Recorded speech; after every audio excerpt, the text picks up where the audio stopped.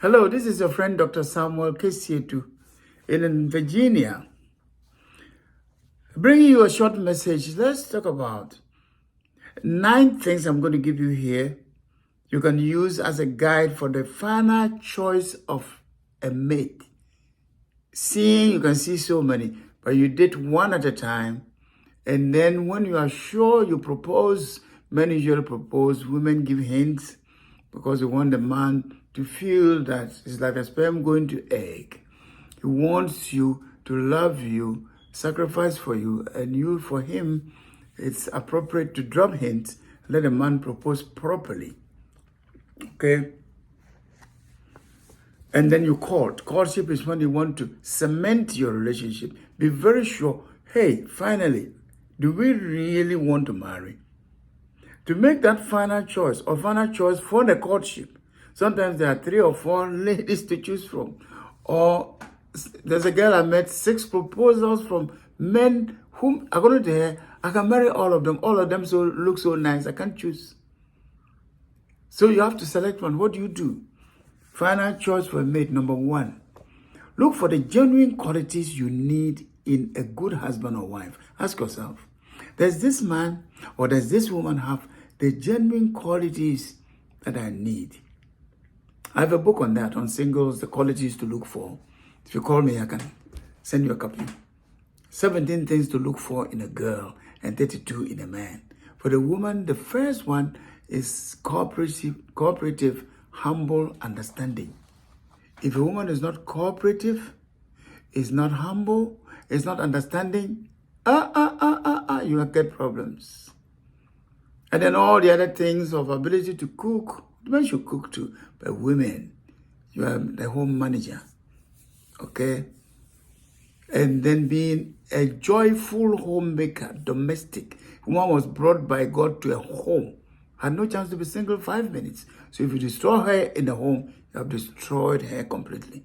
So a woman who is not domestic and hiring people to be cooking, including your parents who are in the house, and then he's having house boys, house mates, and all kinds of people. And when they are pastors, church people come in there and everything. And the pastor's wife is never found around.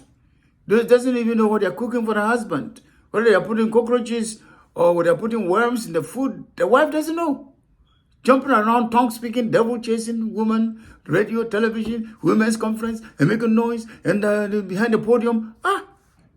And you don't know what's happening in your kitchen and places. You're not saying go there and then sweat on you cooking the time and things, and the man is crossing the legs eating. That's not the type of, sometimes people call it slavery in the home. That's not what we are talking about. But know what is going on in your organized home. You're going around trying to talk to people and having conferences. What are you telling them? Telling them what you are not doing? No. Genuine qualities, and the man must be, number 1, honest. If he's not honest, run away from that man. You see, and shows leadership qualities. You see, proactive. Everything I have to suggest before we do. Then it doesn't mean don't marry him, but he has a problem. So you are the one who knows, and you are there. Find out what he's doing, why he needs a helper. Don't give me title. I always say you fall in love with a personality, you live with a character. Okay? So I'm coming to help you. What are you doing? Don't give me titles of positions in church, in school, institution, and places. What are you doing with your brains and your hands and things? Why you need me to help you, to pray for you and support you. Okay? So look at the genuine qualities according to your aims, your objective, who you are, your educational standard, the calling upon your life, your pedigree, which is your ancestry, all kinds of things put together. And make sure God is leading you to the type of person, you see, for a spouse. There's a reason why Abraham asked the servant to go and find a wife for the son from my people. Okay, there are no hard and fast rules. The principles are biblical, but the rest is yours.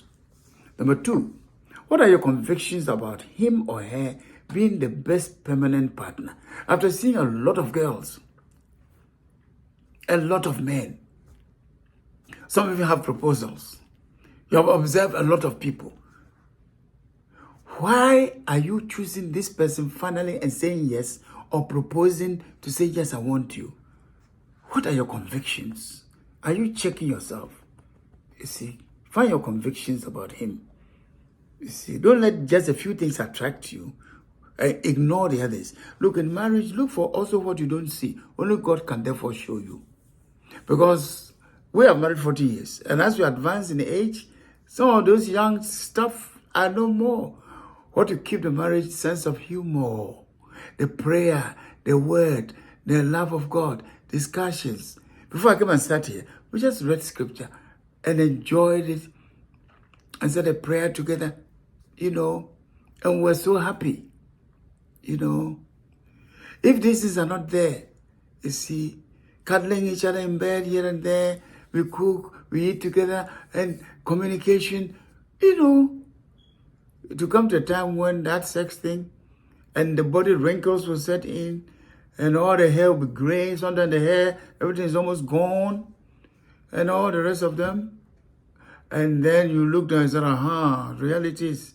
So let God lead you to what you don't see, which will keep you, first of all, starting from the beginning, but especially you develop it and later on you benefit. Convictions. Number 3, what is the depth of love? How much love do you have for each other to say you want to marry? Check yourself. Is it deep enough? Depth of love. Number 4, let's see, depth of the love you have. Is it marriage love? Or other things are making you get some feelings? You see, the real love for marriage is not, that's infatuation. It goes, boom, and then debris. You love someone, look for the interest, what will make me go on. For my welfare, what will make me go on. My interests, what makes me happy. My needs, what I really need.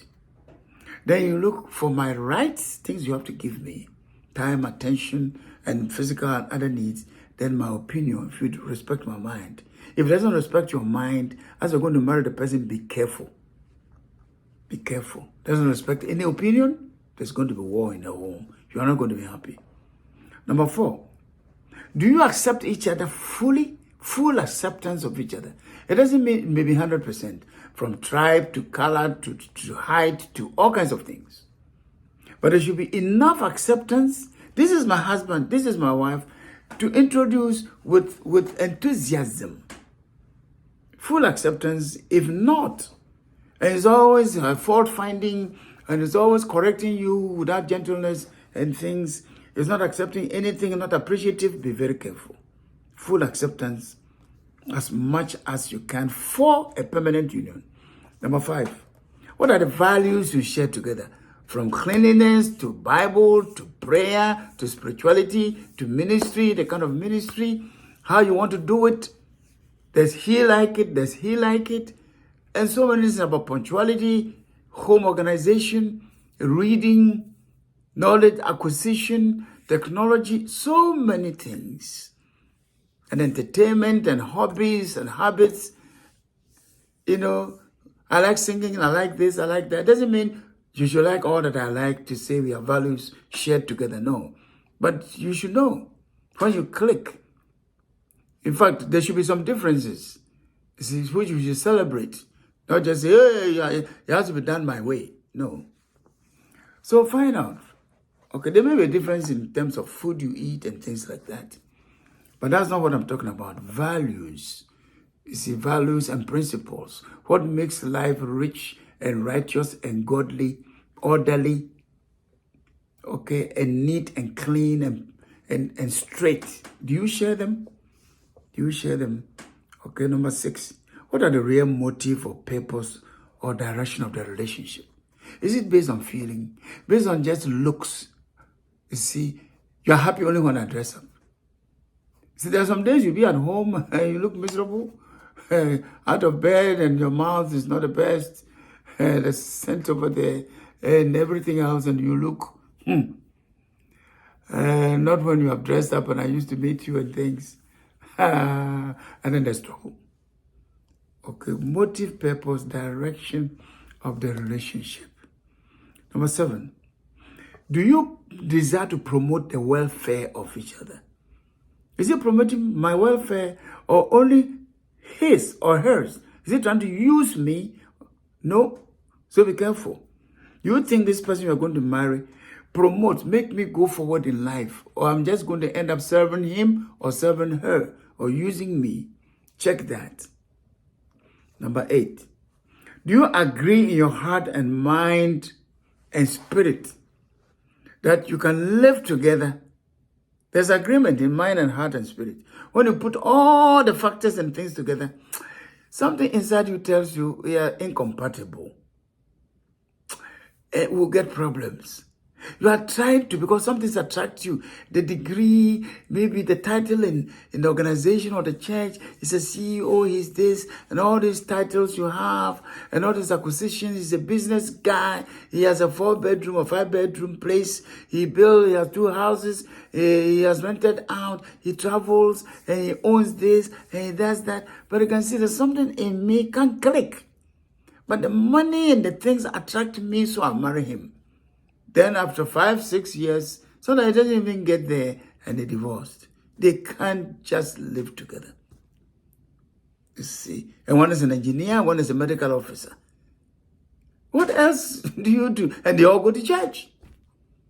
What is funny is when a big minister or a pastor or a bishop, an apostle, and the wife is divorcing. And the wife sometimes is supposed to be a minister too.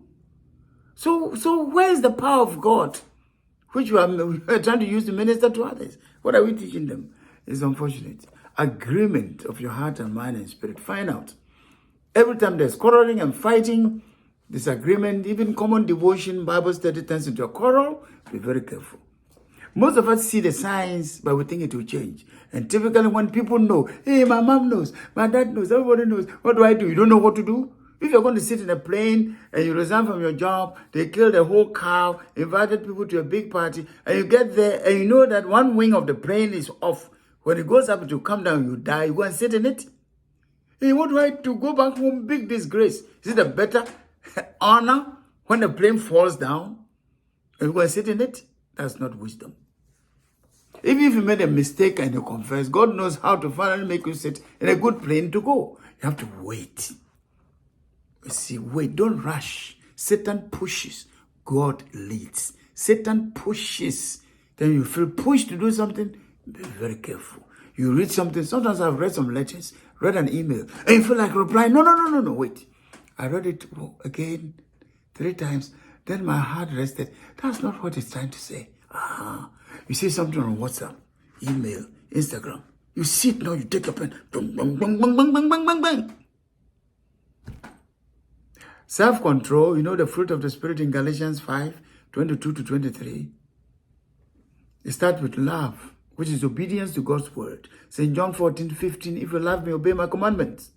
Then you're going to have joy. Then peace. It goes on. I do know the last is self-control. Self-control is what you use to manage all the gifts and all the fruits of God. Self-control is what Eve couldn't get and ate the fruit. I went and ate it. Couldn't control. You'll be like God.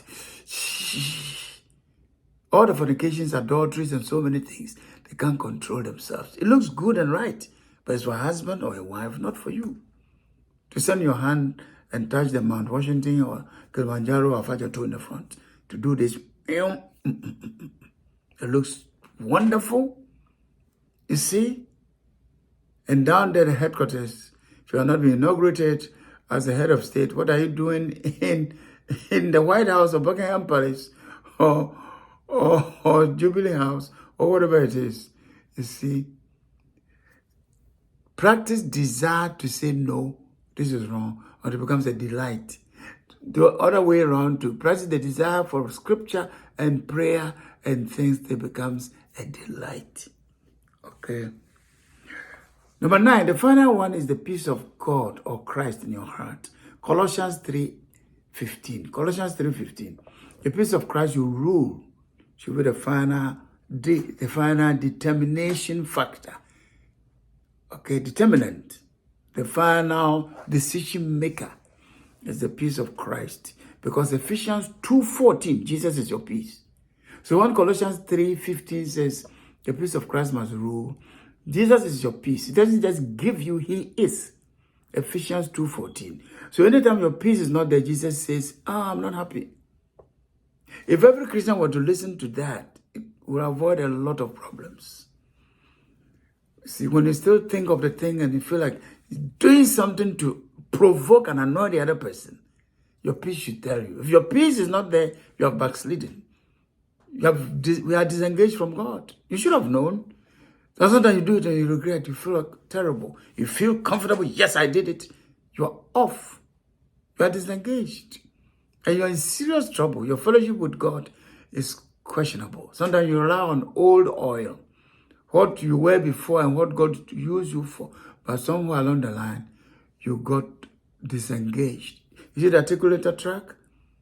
And then sometimes the main big part of the truck where they put in stuff is taken away from the head, the engine area. You're going and the truck is left behind. The goods are left. Go back and align yourself and connect again.